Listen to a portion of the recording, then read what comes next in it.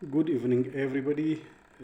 Today I am going to continue with my lesson on the leadership lessons from the life of Abraham. Today I start with the first chapter, which is the need for the godly leadership in times of crisis.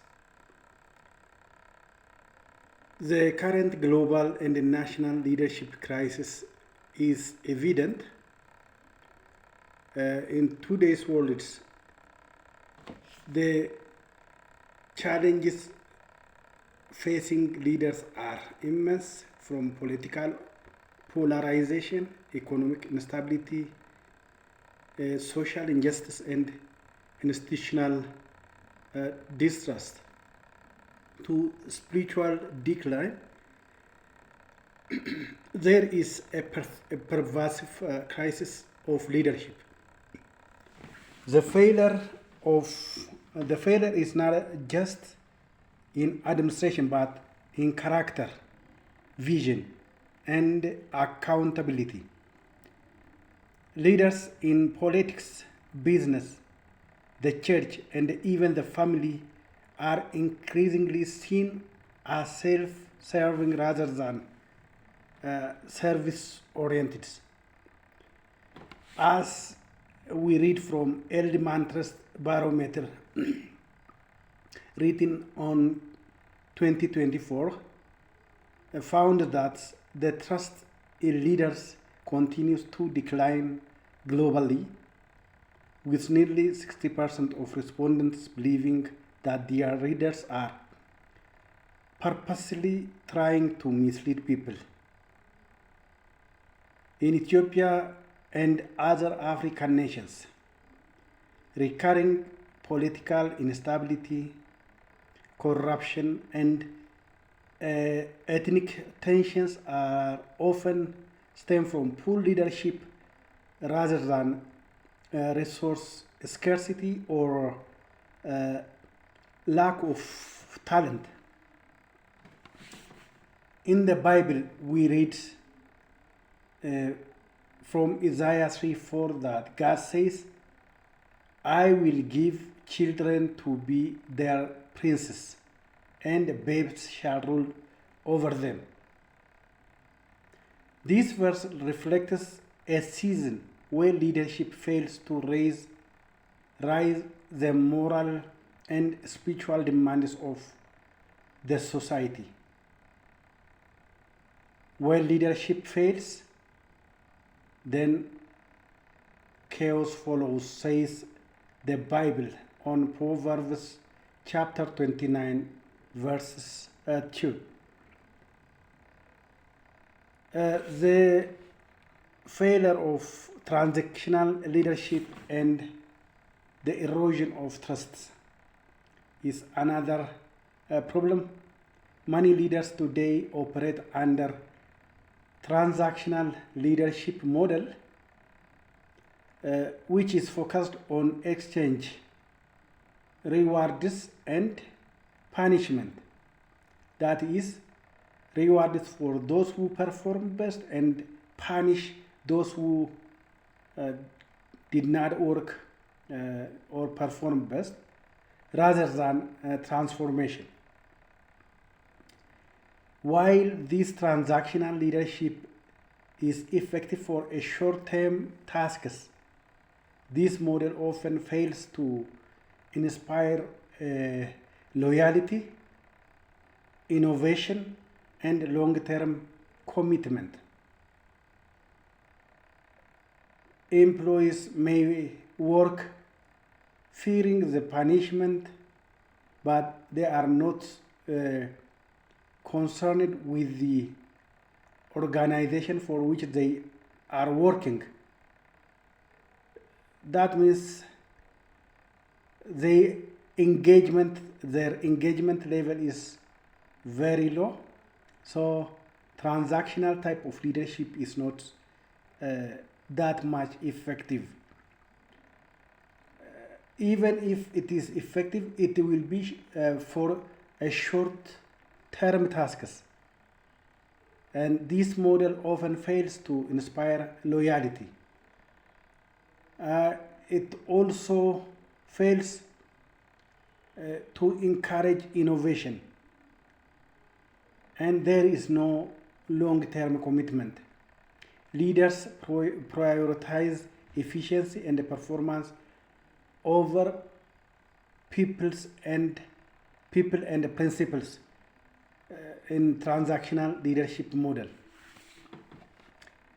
Abraham, by contrast, is embodied by a transformational and a covenant leadership.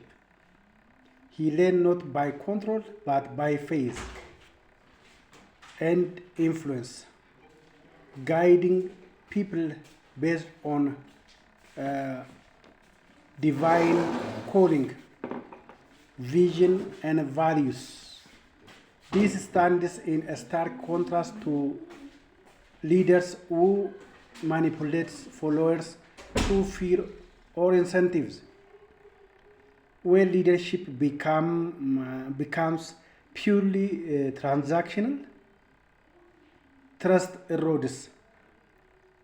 The Bible repeatedly emphasizes trustworthiness as a key leadership virtue. We can refer 1 Timothy chapters 3 verses 2 and the Proverbs chapter 11:3. Jesus also condemned leaders who oppressed rather than serve. We can again refer this on Matthew chapter 23 verses 4 through 12, showing that leadership rooted in self-interest ultimately brings distraction rather than fruition. Why the Bible, especially the life of Abraham, offers timeless leadership principles? What do you think the reason? The Bible is not merely a religious document.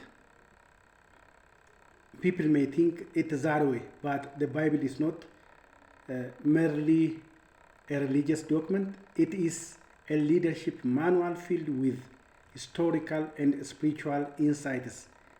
Among all its readers, Abraham stands out as a model of faith, obedience, vision, and relational integrity.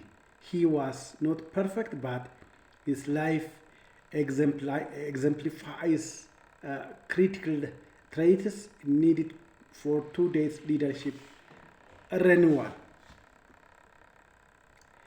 Faith-based leadership is one point we learn from the life of Abraham. Abraham obeyed God's call without knowing destination.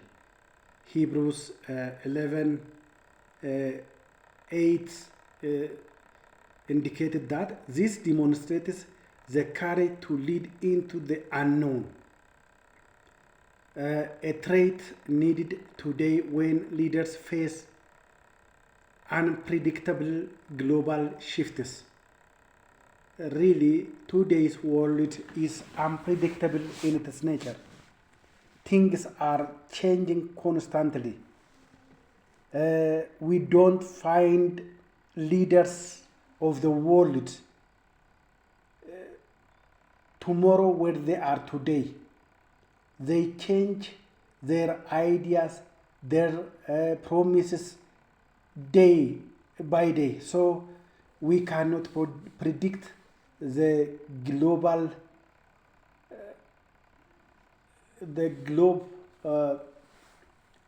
we cannot predict it. So faith-based leadership is important in situations such as that.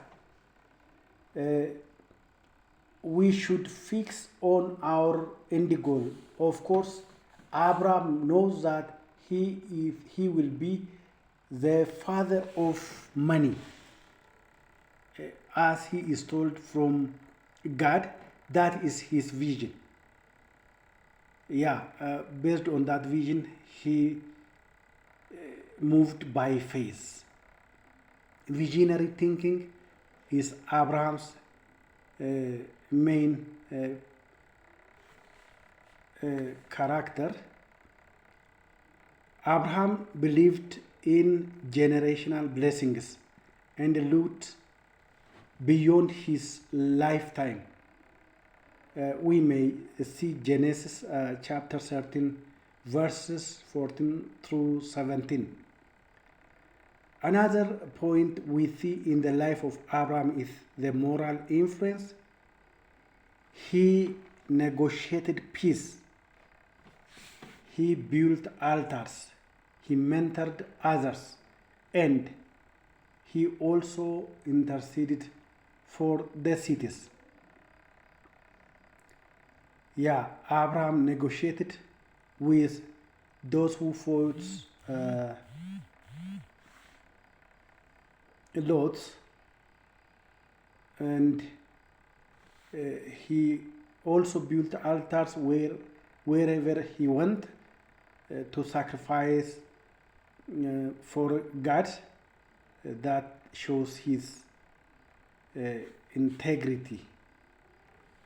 He mentored others. He led those he guided those under him. And even Genesis chapter 19, where God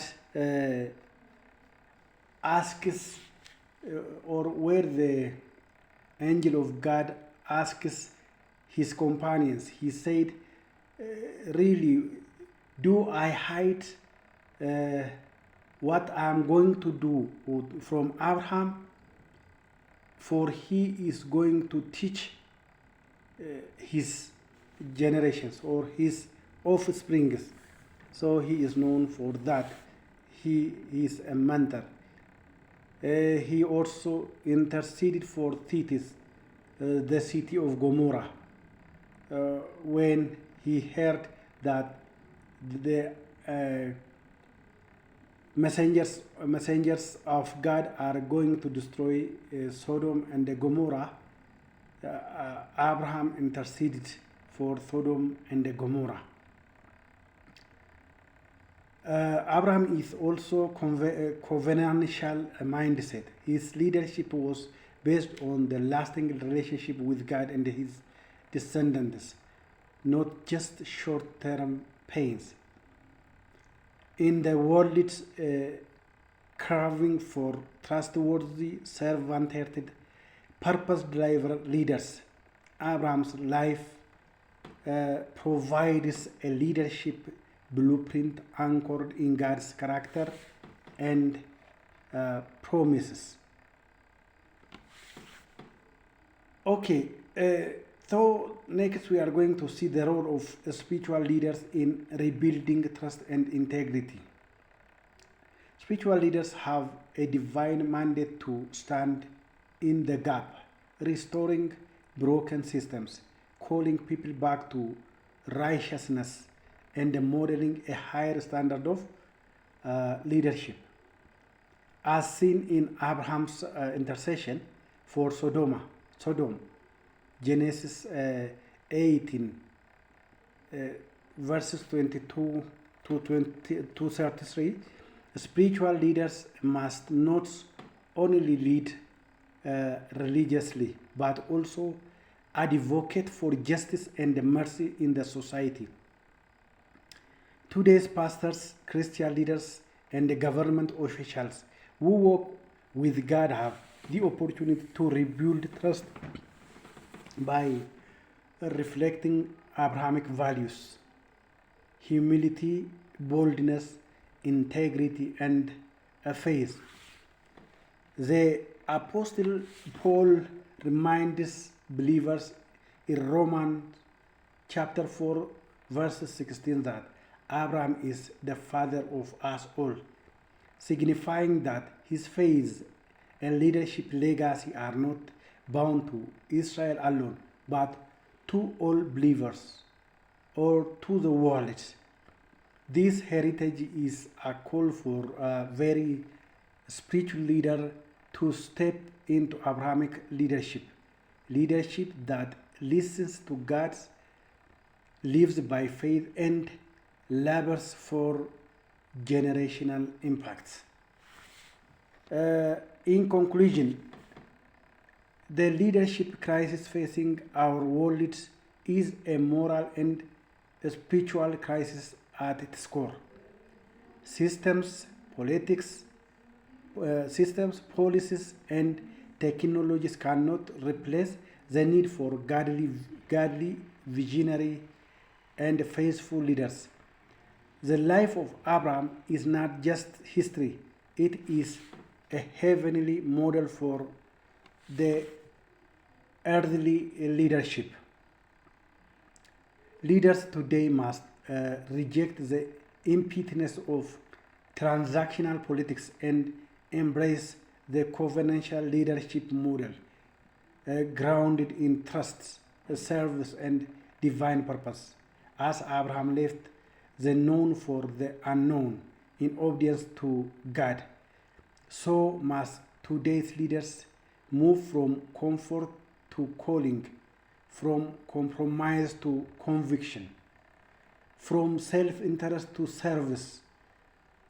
This is the call of the world today.